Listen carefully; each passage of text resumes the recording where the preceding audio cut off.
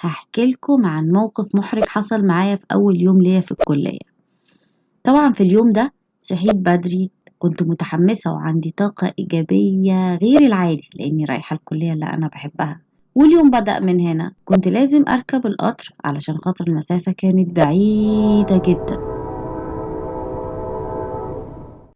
أخيرا وصلت للكلية، لقيت كل جروب واقف مع بعضه، مفيش حد واقف لوحده. قلت لما أشوف لي بنت واقفة لوحدها وأسألها: لو سمحتي ممكن تقولي لي سيكشن اعدادي فين؟ ايه ده؟ سيكشن اعدادي؟ انت عايزه تدخلي السيكشن كده وانتي فاضيه ما معكيش اي ادوات؟ وقالت لي على لستة ادوات مش طبيعيه. رحت اجيب الادوات اللي هي قالت لي عليها من غير ما اسال اي حد زي العبيطه كده، ولقيت قدام المكتبه كده طابور جمعيه، واضطريت اوقف واستنى الطابور.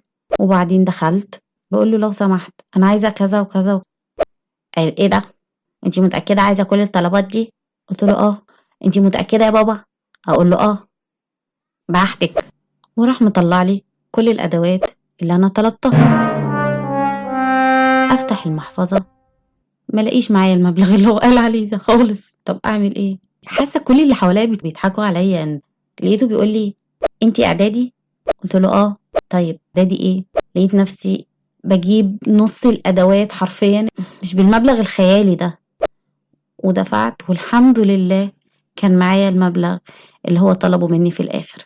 بس البنت بقت محفورة في دماغي، مش قادرة انساها، على أساس يعني لو شفتها هاخد حقي منها.